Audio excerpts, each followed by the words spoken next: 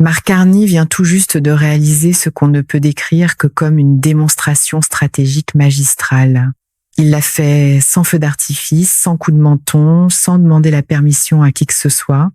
L'équipe de Donald Trump est en train de paniquer, avec des publications tard dans la nuit, un ego meurtri, des accusations fébriles et cette odeur bien reconnaissable de panique venant d'une Maison Blanche qui vient de comprendre qu'elle ne peut pas intimider le Canada comme elle intimide tout le monde. Un type de panique très familier, plus ça parle, plus ça révèle qu'il n'y a aucun contrôle sur la situation. Warren Buffett vient de déclarer publiquement la véritable nature des tarifs douaniers.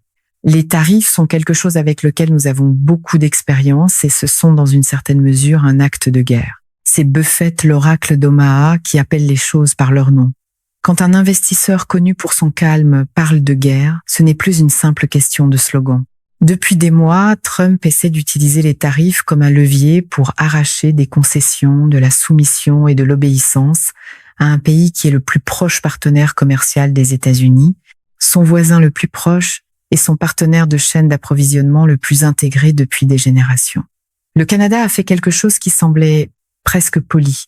Il a refusé de céder, un non silencieux qui rend toute pression inutile.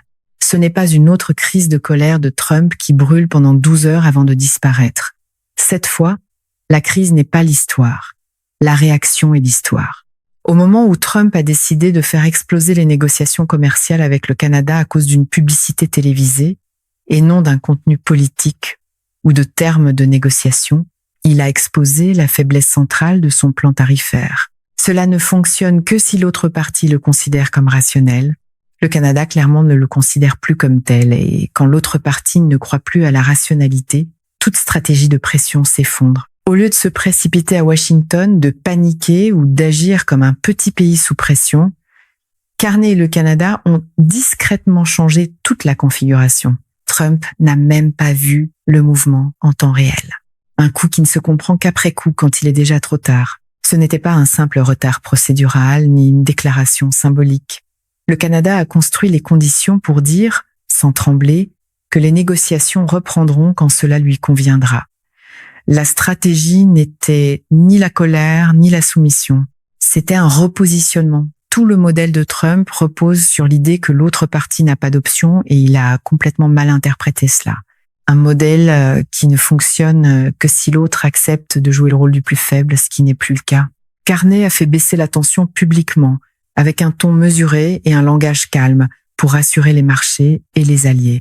Il a décrit les négociations comme détaillées et constructives, tout en affirmant que le Canada est prêt à reprendre quand les Américains le seront. Ce n'est pas seulement de la diplomatie, c'est du levier. Garder un ton posé tout en gardant le contrôle, ce que les conférences de presse bruyantes ne réussissent pas à faire. Le Canada a également élargi ses horizons, renforcé ses liens et diversifié son commerce, notamment avec l'Asie. La seule façon de réduire la vulnérabilité est de réduire la dépendance. C'était pas symbolique, c'était stratégique. Pas besoin de grandes annonces, il suffit d'ouvrir d'autres portes. Sur le plan interne, le Canada a mis en place une dynamique que Trump ne peut pas facilement contrer. Doug Ford joue le rôle plus offensif, tandis que Carney reste mesuré et stable. Ce n'est pas du chaos, c'est une pression maîtrisée. Une voix forte d'un côté, une voix posée de l'autre, et l'adversaire ne sait plus où répondre. Trump a escaladé non pas parce que la situation l'exigeait, mais parce que son ego l'exigeait. Le Canada joue aux échecs. Trump joue aux dames, et quand le jeu change, les anciennes habitudes montrent leurs limites. Le déclencheur a été une publicité provinciale utilisant les propres mots de Ronald Reagan, avertissant que les tarifs entraînent des guerres commerciales, des marchés en déclin et des pertes d'emplois. Trump n'a pas supporté d'être contredit par l'héritage de Reagan, et il a escaladé. Quand une image familière est contredite par ses propres racines, la réaction cesse d'être rationnelle. Il a déclaré que les tarifs sont essentiels à la sécurité nationale et à l'économie, puis a annoncé la fin de toutes les négociations commerciales avec le Canada. Une relation commerciale de 99 milliards de dollars a été traitée comme un conflit personnel. Une décision systémique prise avec la logique d'une dispute individuelle.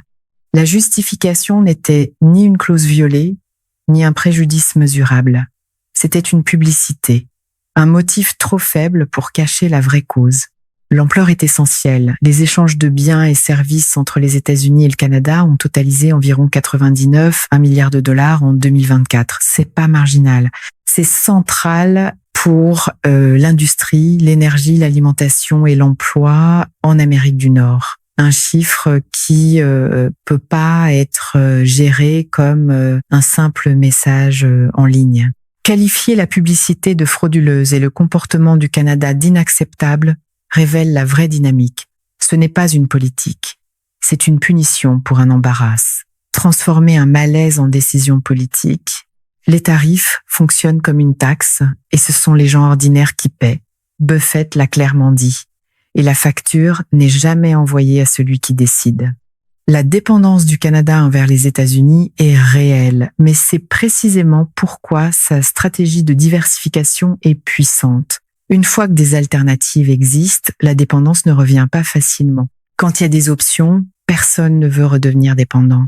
Plus des 3/4 des exportations canadiennes vont vers les États-Unis. Pourtant, Carney affirme que l'intégration plus profonde est terminée en raison du virage protectionniste américain. C'est un tournant structurel, pas une réaction temporaire. Un changement durable commence souvent par un choc.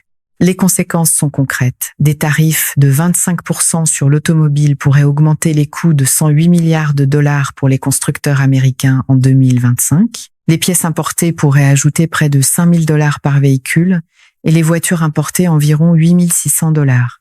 Des chiffres invisibles dans les discours mais très visibles dans les coûts. Plus de 40% des importations américaines de bois proviennent du Canada, ce qui signifie que les tarifs affectent directement les coûts du logement. Les importations d'engrais dépendent fortement du Canada, avec un prix de la potasse pouvant augmenter de plus de 100 dollars par tonne. Des éléments techniques qui deviennent rapidement des dépenses quotidiennes. Les prix des véhicules pourraient augmenter de 13,5%, soit environ 6 400 dollars de plus par voiture neuve. Les pertes pour les ménages pourraient atteindre 500 à 600 dollars par an, une hausse suffisante pour que chaque famille le ressente, même si personne ne le dit clairement. L'escalade de Trump suit un schéma clair, réaction à un embarras suivi de mesures punitives présentées comme sécurité nationale. Des tarifs supplémentaires ont été annoncés non pas en réponse à un dommage économique, mais à un manque de respect perçu. Une suite d'actions où l'émotion précède l'analyse. Les réponses officielles décrivent le Canada comme non sérieux, mais le message réel est une exigence de soumission. Une formulation plus douce pour une exigence très dure. Le Canada gagne du levier en acceptant une douleur à court terme pour une indépendance à long terme. Pendant ce temps, l'incertitude nuit aux industries et aux consommateurs américains. Un côté planifie la douleur, l'autre subit l'incertitude. Le Canada est une destination majeure d'exportation pour 36 États américains. Ce n'est pas une question de politique étrangère lointaine.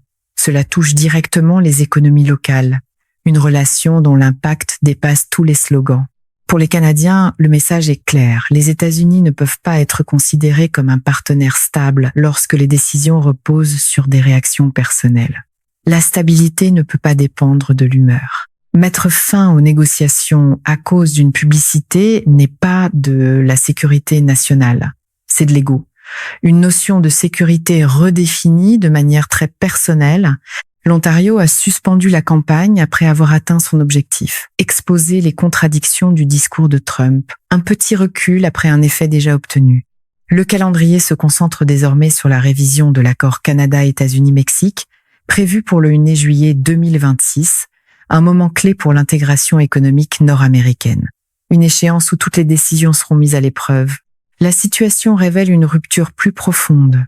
Une relation de 99 1 milliard de dollars a été réduite à un différend personnel. L'absence de contrôle institutionnel soulève de sérieuses questions sur la gouvernance. Quand une relation majeure devient personnelle, l'équilibre disparaît. La stratégie tarifaire n'est pas fondée sur l'économie, mais sur la coercition par l'humiliation. Cette approche affaiblit les alliances avec le temps. Une stratégie basée sur la pression psychologique ne crée pas de stabilité durable. Les conséquences politiques internes sont inévitables. Les pertes d'emplois, les investissements retardés et les coûts plus élevés affecteront directement les communautés liées au commerce avec le Canada. Des effets silencieux mais persistants. Les constructeurs automobiles ajustent déjà leur production avec des effets en chaîne dans les usines américaines. Ce n'est pas théorique. Cela touche les revenus réels. Les changements commencent dans les usines, pas dans les discours. Le rôle du Canada comme fournisseur d'énergie et partenaire clé est sous-estimé dans le discours américain. Cette asymétrie augmente les risques. Ne pas voir sa dépendance rend le choc plus brutal. Les acteurs mondiaux observent attentivement. L'affaiblissement des alliances envoie un signal d'instabilité, un signal que les concurrents savent exploiter. La question dépasse les tarifs. Elle concerne la souveraineté et la nature des partenariats. Le Canada affirme sa position d'égal. Un message clair, même sans être bruyant. Si l'escalade continue, la diversification devient permanente. Le Canada élargit ses relations commerciales et réduit sa dépendance. Et une fois la direction prise, il est difficile de revenir en arrière. Une fois les chaînes d'approvisionnement alternatives en place, les dépendances précédentes ne reviennent pas facilement. Les nouveaux liens sont souvent plus solides car appris des erreurs passées. Les précédents historiques confirment les risques. Les escalades tarifaires entraînent des représailles et des réductions durables des échanges. L'histoire n'a pas besoin de se répéter pour rester pertinente. Les impacts économiques sont concrets, les prix des voitures, de la nourriture et de l'énergie augmentent. Ces chiffres finissent toujours dans les factures mensuelles. Le Canada fournit environ 60% du pétrole brut importé par les États-Unis et 85% de l'électricité importée. Ce sont des dépendances critiques, des proportions qui montrent qu'on ne coupe pas ce lien du jour au lendemain. Une réponse rationnelle consisterait à stabiliser les négociations et à définir des critères économiques clairs. Les actions actuelles suggèrent l'inverse. Un écart évident entre ce qui devrait être fait et ce qui est fait. La trajectoire actuelle montre une divergence croissante, avec un Canada plus résilient et des États-Unis absorbant les coûts de l'instabilité.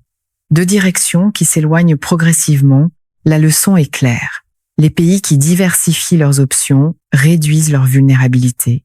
Un leadership basé sur la coercition impose des coûts internes. Une leçon souvent ignorée sous pression. Le Canada a démontré une discipline stratégique sans céder. L'idée qu'il céderait rapidement s'est révélée fausse. Une mauvaise anticipation peut entraîner une série d'erreurs. L'approche du 9 juillet 2026 déterminera la structure future du commerce nord-américain. Le contraste entre stratégie et réaction devient de plus en plus évident. Une différence qui devient impossible à cacher à mesure que l'échéance approche.